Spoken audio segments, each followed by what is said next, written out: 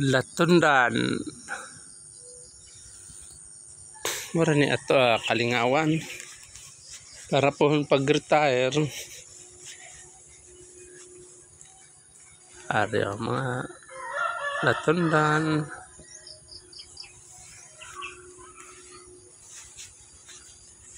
Nagnagmay nga tanom.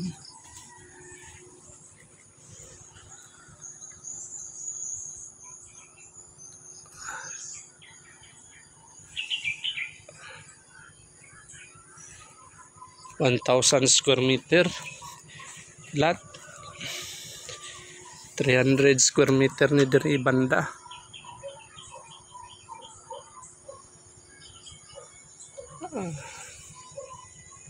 Mga 300 square meter banda ni apil na ng balay-balay dia.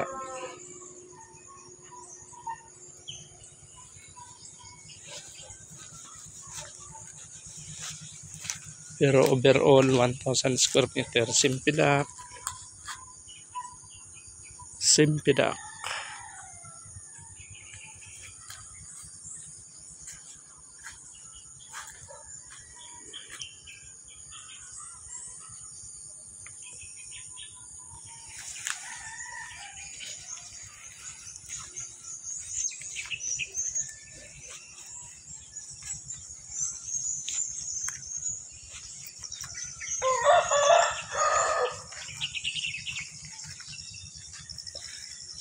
Namunga na ang kwan na to.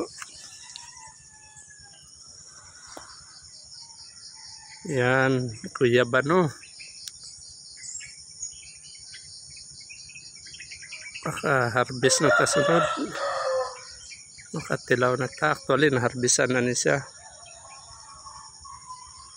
Durian.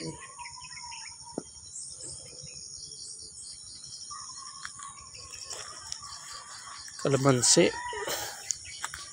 Ani hinatag sa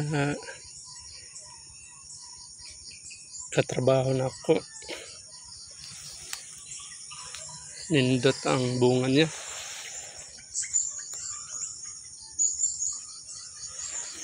Hamis.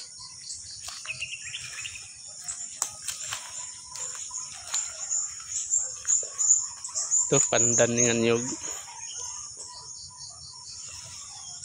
Kini siya 300 square meter pa ni ako apa ni ako kuralon tamnan ako mga bayabas ug durian ang gilid niya paikot kining dire sa left side da kini 600 meter sobra tanan kini dire 600 meters dire pati sa likod kini dire 300 no sa almost 1,000 square meter. Ito may lobby pa dito. Isong lobby mga dwarf lobby na tanda. Din kini bisag dili mo ulan murag kuan siya ay mga tanglad do. Murag dili lang murag kung maramdaman nimo ng yuta murag kuan siya nang basa-basa siya bisag udtong dako. So meaning to say nasa deposit nga deep well tubig. Ito mga bayabas.